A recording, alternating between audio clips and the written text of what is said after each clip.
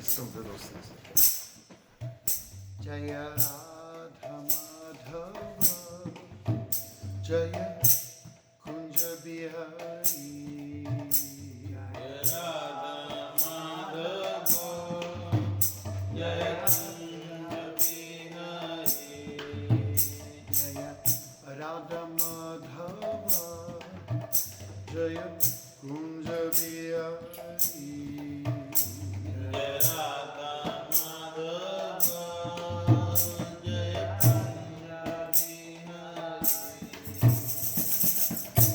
Jana Vallabha Jaya Girivardhari Jaya Girivardhari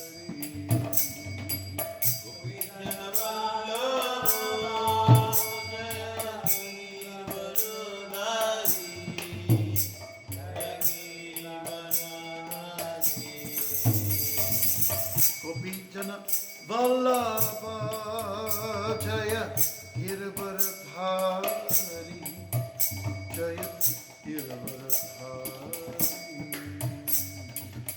Gopi Jana Vallabha Jaya Girivardhari Jaya Girivardhari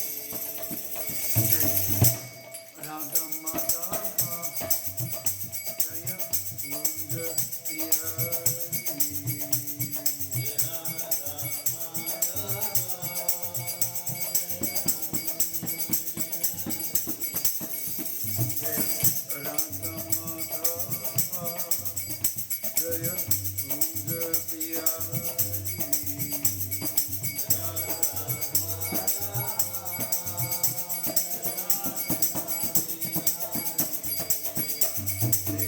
Radha Madhava Jaya Kunja Bihari Radha Madhava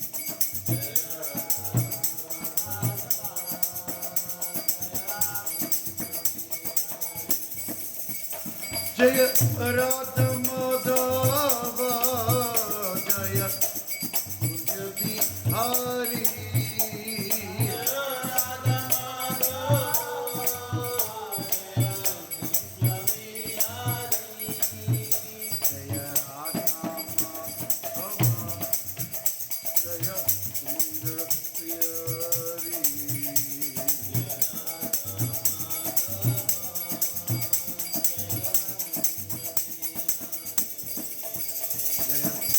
Radha Madhava Jaya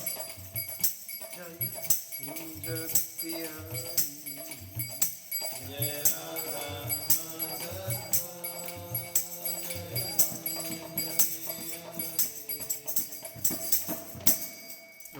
Vishnupada Paramahamsa Parivrajikacharya Sutara Sutasi Srimad His Divine Grace A.C. Bhaktivedanta Swami Prabhupada Ki Srimad Bhagavatam Ki Jai Samavera Bhakta Vrinda Ki All glories to the assembled devotees, glories to the assembled devotees, glories to the assembled devotees, glories to Shri Guru Shri Gauranga Srimate Bhaktivedanta Swami Nityanamani Namaste Saraswati Devi Puravani Prajalini Nirvishisha Shunyavadi Paschadhyadi Shatarini Om Namo Bhagavate Vasudevaya Om Namo Bhagavate Vasudevaya Om Namo Bhagavate Vasudevaya Om Namo Bhagavate Vasudevaya Om Namo Bhagavate Vasudevaya Om Magyana Tibrandasya Gyananjana Shalakaya Chakshuranmilitanina tasmai Sri Gurave Namaha. I was born in the darkest ignorance. My spiritual master opened my eyes with the torch of knowledge. I offer my respectful obeisance unto him. Srila Prabhupada Ki. Today we're looking at Canto 10 of the Srimad Bhagavatam, Chapter 84, entitled The Sage's Teachings at Kurukshetra, and Text 13. Very, very popular and important verse. Okay. Yasyatma Buddhi Kunape Tridhaduke Swadi Kalatradishu Bhauma Ijadi Yat Tirtha Buddhi Salile Nakarichij Janeshu Abhagyeshu Sa Eva Gokaraha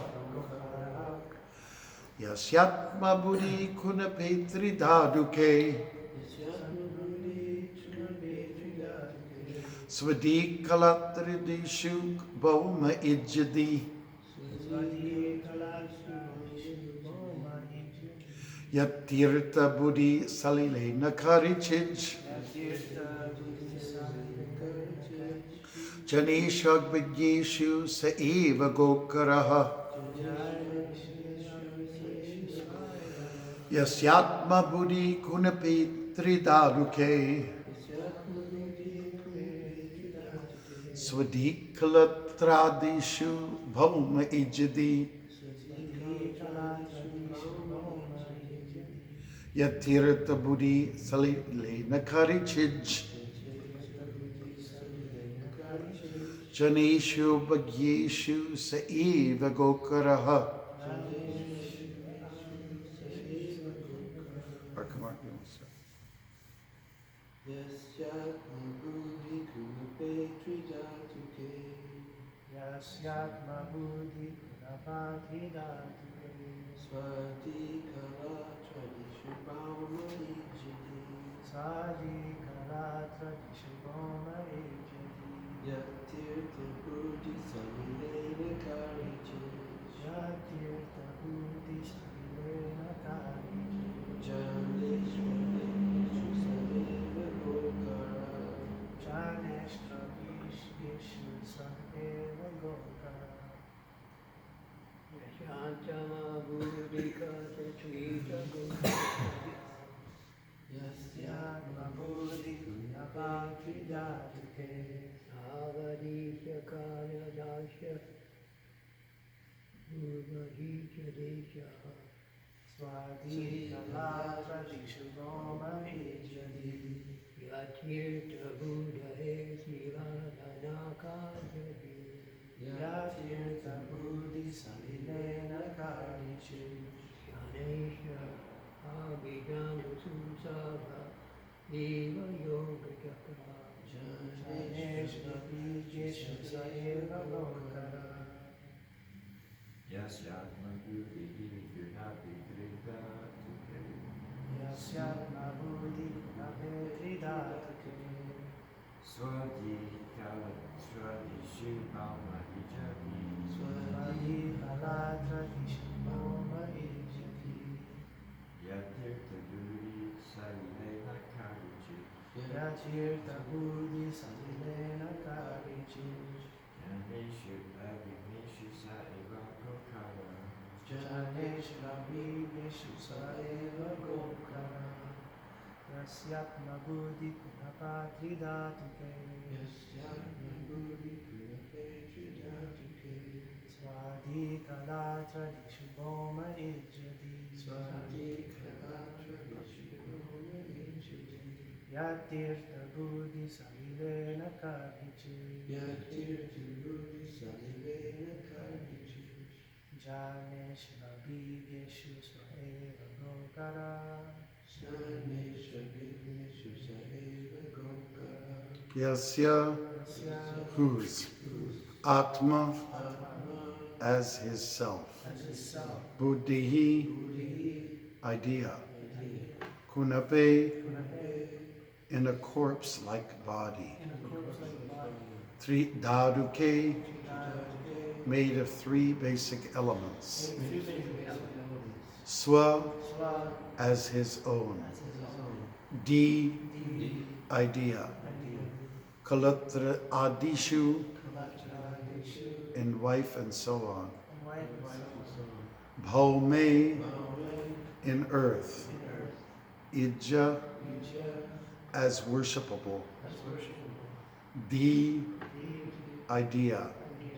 Yat, whose, tirtha, tirtha, as a place of pilgrimage, buddhihi, idea, salile, in water, in water, nakarichit, never, never, janishu, in men, adigyeshu, wise, saha, he, eva, indeed, gaha, a cow, karaha, or an ass.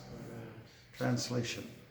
One who identifies himself as the inert body composed of mucus, bile, and air, who assumes his wife and family are permanently his own, who thinks an earthen image or the land of his birth is worshipable, or who sees a place of pilgrimage as merely the water there, but who never identifies himself with, feels kinship with, worships or even visits those who are wise in spiritual truth. Such a person is no better than a cow or an ass. Please repeat. One who identifies himself as the inert body, composed of mucus, bile, and air, who assumes his wife and family are permanently his own, who thinks an earthen image or the land of his birth is worshipable, or who sees a place of pilgrimage as merely the water there, but who never identifies himself with, feels kinship with, worships or even visits those who are wise in spiritual truth. Such a person is no better than a cow or an ass. Purport by His Divine Grace A.C. Bhaktivedanta Swami Prabhupada's followers. True intelligence is shown by one's freedom from false identification of the self, as stated in the Brihaspati Samhita. Agyata Bhagavat Dharma, Mantra Vijnana Samvidaha, Naraste Gokara Kiya, Api Bhupala Vandita. Translation. Men who do not know the principles of devotional service to the Supreme Lord should be known as cows and asses, even if they are expert in technically analyzing Vedic mantras and are adored by world leaders. An imperfect Vaishnava advancing toward the second-class platform identifies himself with the sages who have established the true spiritual path, even while he still may have some inferior material attachments to body, family, and so on. Such a devotee of the Lord is not a foolish cow or stubborn ass like the majority of materialists, but most excellent is the Vaishnava who has gained the special mercy of the Lord and broken free from the bondage of illusory attachments altogether.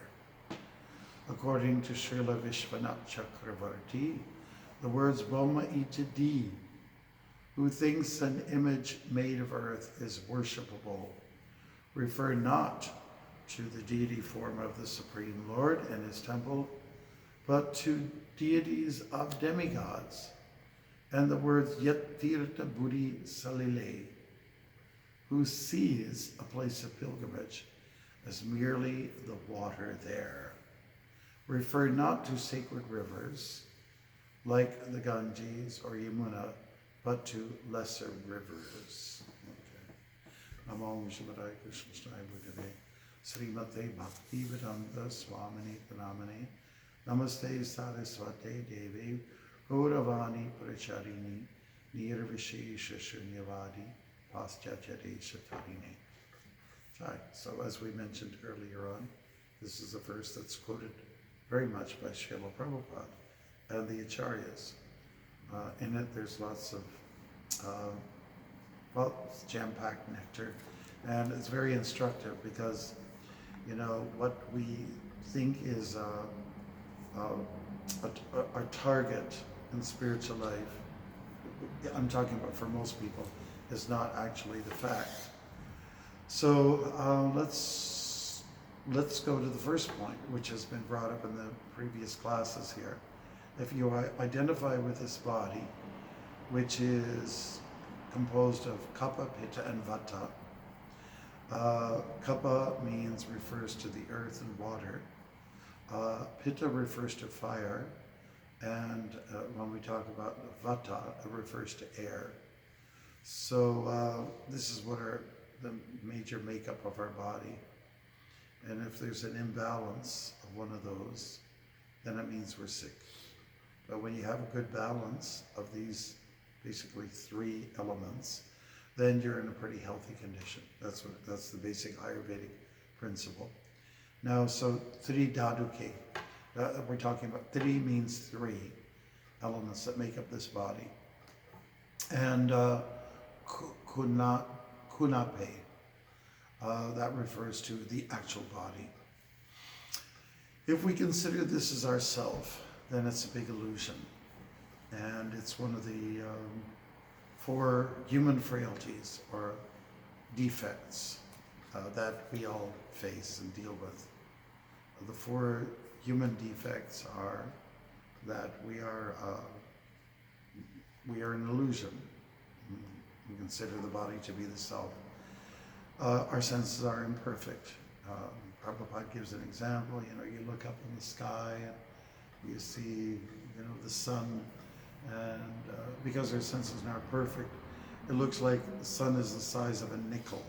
We still have nickels, don't we? You know, no pennies anymore, but nickels are still around with a beaver. Okay, and then there's also the tendency to cheat. You know, because we're born with, let's say, deceptiveness, you know, and therefore we cheat. That always obscures the truth, being able to see what's clear, because we're clouded by our, let's say, deceptions. And then there's the 4th item, which represents one of the 4 human frailties or imperfections in life. Anybody can remember? Okay, senses are imperfect. We're under illusion. We cheat. We have a propensity to cheat. And what's the 4th one? 4 Prone to mistakes. That's right. We're prone to make mistakes. Because we're not Bhagavan, because we're not God, we make mistakes. To err is human. That's Prabhupada quoted that one. So these are 4 defects. And to identify this body to be the self, to be reality, this is a big illusion. So we can take that, one of those 4 principles. So that's the problem. The next point, who assumes his wife and family are permanently his own. This is false proprietorship. You know, this is also a symptom of the material disease. What Prabhupada explains is skin disease, he says in the Bhagavad Gita in a purport. Skin disease, identifying with the body. Nothing really belongs to us, you know, nothing. And, you know, if you're a parent, you know, you have a child, you bring a child into the world, it's very obvious, the child is conceived, the child, you know, shows itself, you know, during pregnancy, the mother shows the child, definitely something there, in there. There's a big hump there, and the child goes through the birth canal and now is out in the world, and now you feel that this is ours. It even looks like me, and it looks like her, you know, like the man and the woman, mother and father, mother and father. they actually see that, wow, there's some resemblances there. And so there's a tendency to think this child is ours. But it doesn't take too long before the child shows his or her independence. And despite you trying to shape the child psychologically, in every way, shape, or form, that child is a unique individual. He or she stands on their own. Yes, you can influence them. Yes, you can shape them as personality-wise, but you'll find out also that they have their own personality. It just becomes very clear. And I talk to parents all the time and say, we don't know, this person's got like an artistic side, it doesn't come from me, it doesn't come from, the mother or the father, but it's there. It's a carryover from the past, from a previous life, So you can't really claim it's yours. You can't claim anything that's yours. Like we have people in our community, like we were looking the other day at the history of Hindu India, and there were a lot, if you recall, they were talking about during the, what was that kind, there was a name for it. 1947, when India became its own state. Anyways, a lot of Hindus that were in what now is Pakistan, moved to India. And some Muslims who were in India moved to Pakistan, And so I've met people in our community whose parents had to just leave their place. Their land, whatever was their land, their house, just gone. It's not theirs anymore. One day it's theirs, but then it's not, because of that partition. Yeah, it was the partition time. There was this contemporary of Gandhi, his name was Jinnah. He said that the Muslims want to have their own state.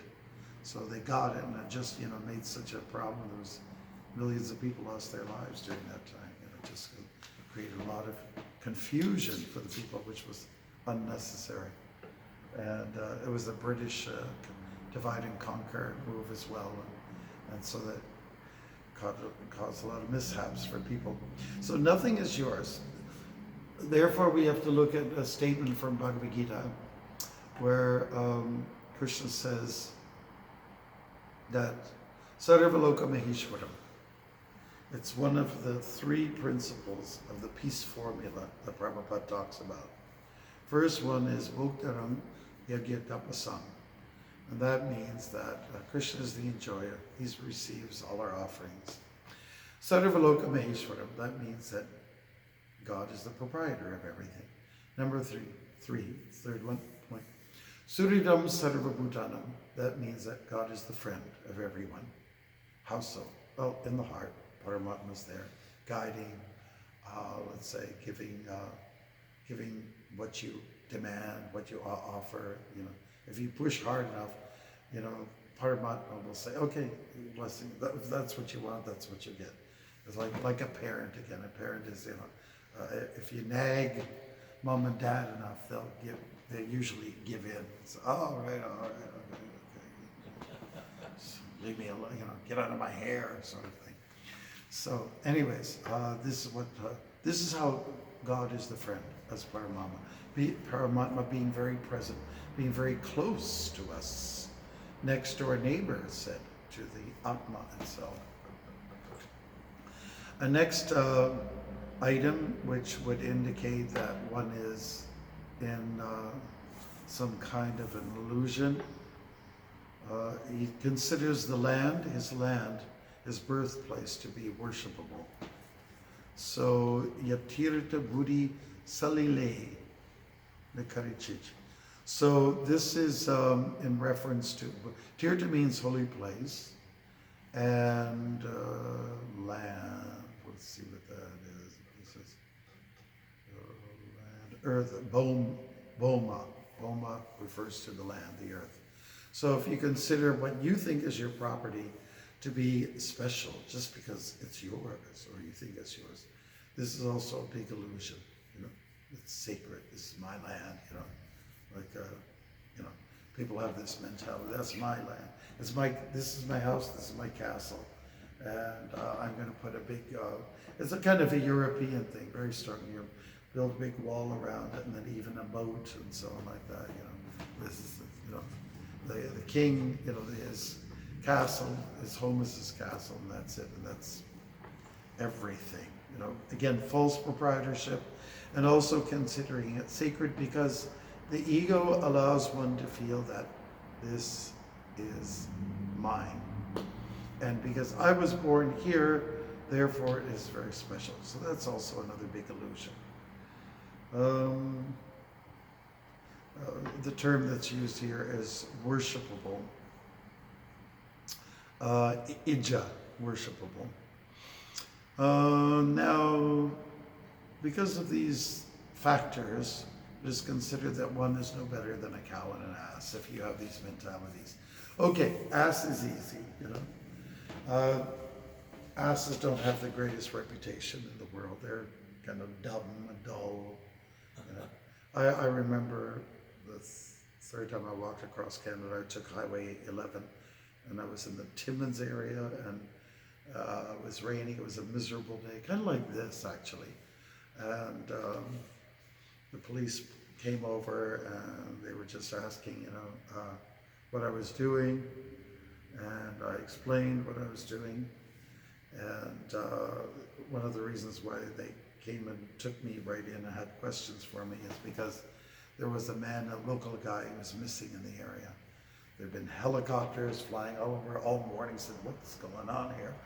And there was a man missing, from his home or his cottage, and anything could have happened. Maybe he went boating, so they're concerned about it. So then the guy really admired, the police officer admired what I was doing. I remember him saying a few things, and I usually when I go to pass water, which I did maybe a few minutes before he pulled over, was I'll take the pine, the pine needles from the tree, and I'll just wash my hands. There's oil that comes out of it, and an amazing scent.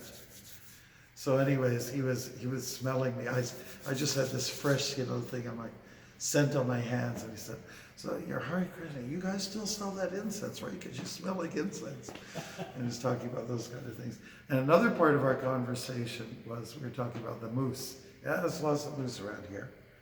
Yeah, and he defined a moose as, it's like a donkey, or it's like an ass with some, antlers, they're really dull.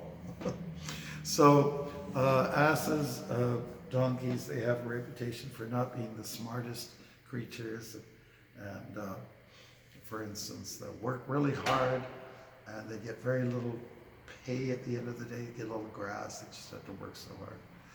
And sometimes the example is given, the male ass will approach the she ass and he go for sexual intercourse, and then she just kicks him in the head, and he keeps going at her. It's a little bit dull, don't you get the message?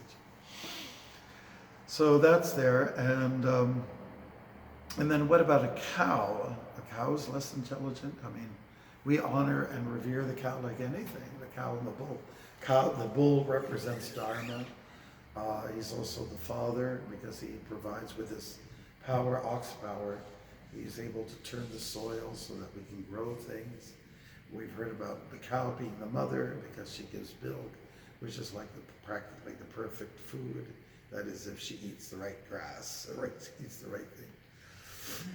And then one time Prabhupada made some mention about the cow. This is just a Shruti Kirti, saying the cow was not very beautiful. No, there was some mention about, some talk about what is the most beautiful animal on earth. And somebody suggested, well, it's a cow, isn't it, Prabhupada? I said, no, not the cow. What is it, Prabhupada? And he said, the horse. The horse is a beautiful animal. And when you kind of look at their structure, they're very kind of muscular. They have a nice shape, nice form. Agility is there. Whereas the cow is a little bit, kind of bony in certain areas and looking a little bit odd in some respects. So anyways, beauty is in the eyes of the beholder. It's true. Then one time Prabhupada was talking about Queen Elizabeth in her younger years. You know, she was like the most beautiful woman. Look at some old pictures of her. Like when we went to the school, we'd sing "God Save the Queen." I don't know if they do that anymore. We'd say, I think it's "Oh Canada," right? When we were young, it was "God Save the Queen," and every school had a picture of Queen Elizabeth at that time. And Prabhupada said, well, she's the most beautiful woman. So, yeah, that was his perception. And she did look pretty nice at that time in her younger years. So it's when it comes to the cow, here's the example that we've heard about, and you can reference this in the Bhagavatam. A cow is holding back her milk for her calf, and she doesn't want to give any milk, to the farmer. She wants to go preferences for her calf. So Prabhupada was talking about a mock calf, and then the cow, and bringing that calf near her udder, and then she'll release the milkshake. I've been in situations, because I used to milk a cow when I was a kid, like in my high school years and all that, used to milk the cow. And the cow does hold back, but if you treat her nice, you comb her, you pet her, and so on, she'll feel like she'll automatically give you the world, practically. We used to get cows from the stockyard, just one at a time, and some of them were beaten pretty bad, and we bring them into the barn, and they'll be just like this. As soon as you walk in, like this, and that simply means that they were beaten so much by their former, master, I guess you would say. They tend to beat them like this, and they get all very nervous and jittery. So my dad was always very good with the animals, and you brush them, and over time they just start to calm and their nerves are down. I remember dealing with cows that were of that nervous nature.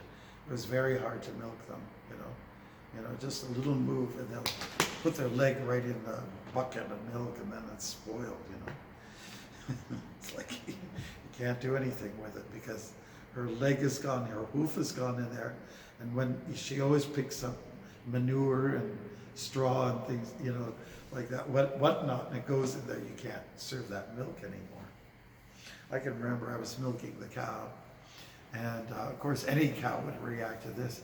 There was this, a rat that came and it kind of like was hopping along, and it went right past me, and the cow went, and the milk was flying in the air, and the bucket was flying in the air, and I was flying in the air.